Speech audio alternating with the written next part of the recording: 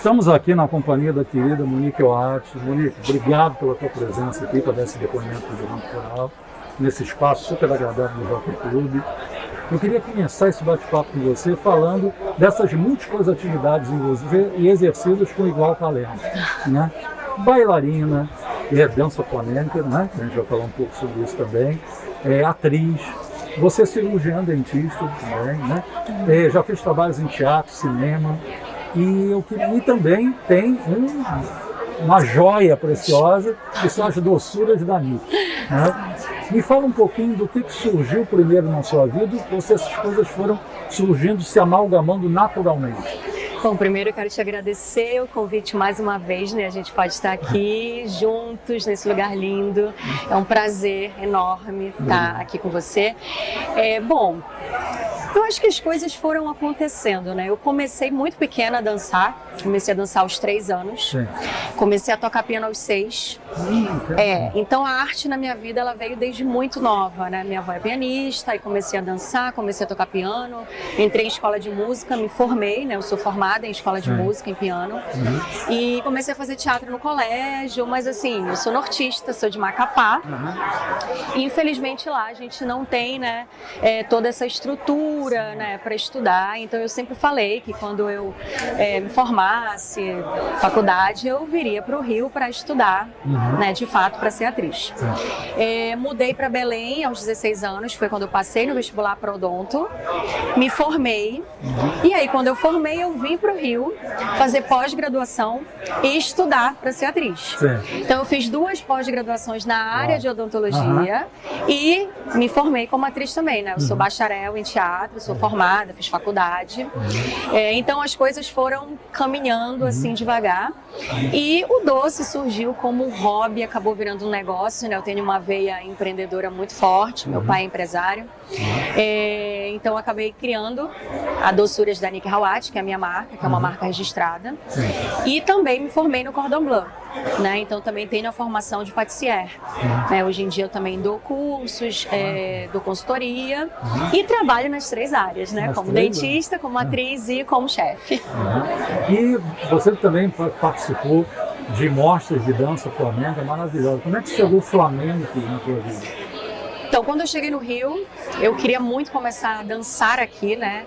E eu fiquei muito na dúvida em qual dança eu escolheria, porque eu já venho do balé.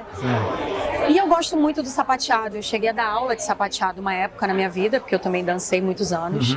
E o flamenco, ele é uma dança que ele é muito da arte do improviso, né? Então, ele calha ali perfeitamente na carreira artística, né? Porque como atriz é muito legal a gente ter esse insight, né? E ele tem uma teatralidade explícita, né? Exatamente. Então eu acho que eu encontrei no flamenco ali talvez essa mistura, né, com a atuação, né? E acabei me tornando da companhia flamenca, continuei dançando e aí uma coisa vai puxando a outra, eu não consigo parar, né? Quando eu vejo já tô dançando flamenco, que eu amo. Agora, o Doçuras da Nick, alguém na tua família tinha esse carinho, essa dedicação à culinária que tem inspirado pela memória afetiva? Então, as minhas avós, né? A minha memória afetiva toda vem de avó, de doce. Eu aprendi a fazer bolo com as minhas avós. Desde pequenininha, ela até brinca, até hoje, ela fala, você corria com a massa do bolo para comer o bolo cru. E hoje em dia eu falo, inclusive eu tenho uma torta, uma das minhas tortas, né, eu homenageei a uma das minhas avós, que é a torta de limão da vovó, porque ela ama. E o meu bolo de chocolate, a outra avó, né? Porque são as 2 avós que me deram essa veia da culinária, que eu gosto muito. E você também tem uma paixão muito grande pelo cinema, não só de fazer cinema, mas você é uma estudiosa do cinema. Eu já vi várias postagens suas falando sobre o cinema de Hitchcock, François Truffaut, entre grandes cineastas. Por que você tem essa identificação tão grande também com a história de cineastas? Olha, como eu falei, a arte na minha vida começou muito cedo, né? E os meus pais até brincam, que eles falam assim, que toda essa paixão mesmo por literatura, por cinema, sempre foi muito meu, assim, eu sempre fui muito curiosa. Mas o cinema realmente assim é a minha paixão da vida, como você falou, né? Eu estudo realmente, eu me dedico a entender, eu gosto do cinema antigo, eu tenho vários filmes de cinema antigo, cinema preto e branco, eu gosto de entender o que tem por trás dos diretores, né? Eu gosto muito de fazer resenha de filme, entender, não só falar, criticar filme, mas entender o roteiro, entender o que tem por trás do estudo do personagem. O que tem da biografia do cineasta ali, né? E eu acho que o cinema, ele me inspira tanto, porque eu acho que exatamente, obviamente que o teatro também, né, mas a gente está falando do cinema, ele permite o ator conseguir mergulhar num personagem de uma forma que talvez as obras mais curtas, né, mais rápidas, não deem tempo, né? Óbvio, são completamente estilos diferentes, mas estou querendo dizer que o cinema, ele dá essa paixão, porque o cinema a gente não precisa falar, né? Você olha, tem um olhar ali e você já está dizendo tudo o que você quer dizer pro seu personagem, como a minha Lili das Joias, né?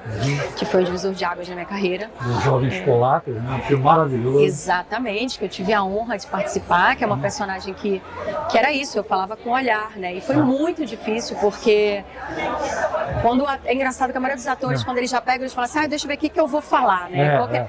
E porque é mais fácil você se apegar à palavra. Verdade. Né? Quando você não tem a palavra, quando você precisa estar no olhar, quando você precisa estar no corpo, quando você precisa simplesmente estar, é muito mais difícil. Né? Então a Lili realmente ela foi um presente. Jovens Polacas é um filme lindo, né? Quem não teve a oportunidade de assistir, tá ainda no NetNow, no Oiplay, Vivoplay, tem vários streams aí que a gente consegue assistir.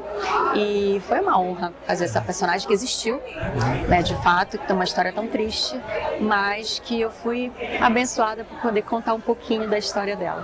E você planeja, claro, não sei se está intuitivamente em você, de vir a se tornar cineasta, ter o seu filme também?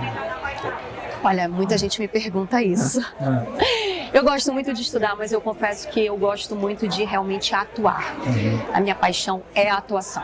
Né? Eu gosto de entender o que tem por trás das câmeras, eu gosto de conversar com os diretores, com os roteiristas, mas a minha paixão é dar vida a personagens. Inclusive, já te adianto logo aqui, em primeira mão, que em breve vamos lançar um novo curta-metragem, né? Que é um curta que chama A Fórmula do Amor. Muito em breve, aí eu acredito que final agora de abril, início de maio. Tive a honra de contracenar com o André Ramiro. Maravilhoso. Então, muito em breve a gente vai ter aí o nosso curta rodando para todo mundo poder assistir. E durante a pandemia eu admirei isso muito em você, no meio de todo aquele caos que a gente estava vivendo, apesar que a gente estava vivendo um mundo paralelo, né? De repente você acorda, e você fez curtas-metragens durante esse período, com a direção sempre tão precisa, tão sensível do Isaac Bernard, né? Eu acredito que já seja um amigo, né? Isaac, porque você está sempre com trabalhos muito legais com ele. Qual a tua emoção de ter participado desses curtas nessa época e o retorno do público? A pandemia foi um momento que a gente precisou muito se reinventar, né? Acho que em todas as áreas. Eu digo que isso não me intimidou. Eu arregacei as mangas e tive, graças a Deus, a honra de ter o Isaac ao meu lado, que foi meu mestre na Cal, né, na faculdade, e se disponibilizou a estar presente como diretor, e é um diretor, assim, sensacional. O curta Aquela Vizinha, ele me dirigiu remotamente, a gente não se encontrou. Ele me dirigiu online. Foi muito difícil, né, porque eu estava sozinha em casa, ele estava me dirigindo pelo celular, mas a gente teve um resultado incrível, né, diante de tudo que a gente viveu, com uma equipe reduzidíssima, né, de uma pessoa filmando, 2 produtoras e eu. Então, assim, foi muito emocionante, né, a gente ver o resultado final de um trabalho que a gente conseguiu aí contornar tantas dificuldades, né? E teve a peça online também, o Diva, né, que tem a direção do Isaac e foi escrita pelo Guilherme Simon. Que tem uma pegada de suspense, lá Hitchcock, né? Tem uma questão também do cinema no ar, né, que é uma coisa bem interessante, que eu faço 2 personagens, estão pedindo para voltar aí, vamos ver se vai voltar online, que eu faço uma atriz e uma assassina, né, são 2 personagens dentro do mesma obra, e também foi direção do Isaac, também foi dificílimo, porque a gente teve que gravar, foi uma sequência no celular, dentro de um galpão. Tipo um plano sequência? Plano sequência, sem corte, gravado com 2 celulares dentro de um galpão. A proposta era essa e o resultado assim ficou incrível. Eu confesso assim, que ninguém esperava que fosse ficar tão legal. Então, e foi de primeira, assim? Foi de primeira. É melhor, né? Foi de Quando primeira. Tem um sabor especial. Foi. E aí contracenei com o Gabriel Vaz e o Isaac da Hora, maravilhosos também contracenando. Então, eu digo que eu sou muito sortuda e abençoada, porque eu estou sempre cercada de pessoas muito especiais, muito trabalhadoras, muito queridas, porque a gente não faz arte sozinho. É verdade. Né? Ninguém faz nada sozinho. Então, é um trabalho que prima pelo coletivo. A gente precisa do outro, a gente precisa de um olhar do outro, do olhar de um diretor, né? De um colega, contracenar com alguém. Até naquela vizinha que eu estou sozinha, eu estou contracenando com o público, é alguém. Sim. Né? Eu não estou sozinha. Então, eu acho que quando a gente entende essa virada de chave, que a gente nunca está sozinho, as coisas fluem de uma forma muito mais legal. E essa vivência do coletivo, a gente está falando sobre teatro a princípio, você fez a princípio no Wolf Maia, né? Um Delson Antunes, perto do Coração Selvagem, que depois teve temporadas aqui fora. Isso. Né? Então, como é que foi para você mergulhar no universo de Clarice Lispector? Outro universo dificílimo, mas que eu também sou suspeita porque amo, leio muito Clarice. Essa obra, Perto do Coração Selvagem, foi uma coisa linda, de um primor, né, de uma delicadeza. Realmente, eu digo que você sai transformado, né? Porque a gente fez uma temporada linda no Café Pequeno, e eram várias atrizes interpretando a Joana, que era a mesma personagem. Então você conseguia ver o viés assim, de Joana por várias mulheres diferentes, né? E eu fico até arrepiada, porque é muito interessante como a gente consegue ter uma mesma personagem tão bem colocada por pessoas diferentes. Mas várias faces do feminino, né? E foi realmente um trabalho muito bonito do Delson, que eu também tive a honra de trabalhar. Também trabalhei antes, né, do Wolf, até eu fiz Daniel Hertz, né? Estudei 4 anos com Daniel Hertz, maravilhoso, fiz algumas peças lá também. Teatro é a base do ator. Agora né? ele está com um trabalho lindo na Casa de Cultura lá no Alvém, né? Tá, eu sou fã. Eu digo assim que eu tenho muitos pais do teatro, pais do cinema, porque eu realmente tive sorte de ter muitos mestres importantes na minha vida. Olha, eu só tenho te desejar muito sucesso. Fala um pouquinho mais da Doçuras da Nick para quem quiser seguir você nas suas receitas. Doçuras da Nick Hawat, minha marca maravilhosa, né? Que hoje em dia tenho tantas criações lindas. Venho aí de mais de 7 anos de trabalho. Tá na internet como Doçuras da Nick, né? @Doçuras da Nick. Tô agora com cardápio de Páscoa, a coisa mais linda que eu criei especialmente para Páscoa, que é um jardim das doçuras da Nick Hawat, inspirado nos jardins europeus, trazendo uma brasilidade, porque tem o toque do cupuaçu, tem o toque do cacau. Minha matéria-prima vem toda do norte, né? Essa parte do cacau e do cupuaçu. Então eu prezo muito por uma matéria-prima de muita qualidade, né? E eu levo arte aos meus doces também, porque eu acho que tudo que eu faço é muito artístico, né? Eu tenho muito cuidado de entregar ao meu cliente algo que é especial.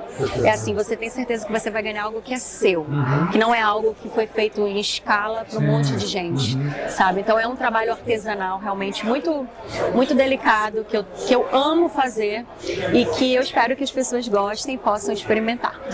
Okay.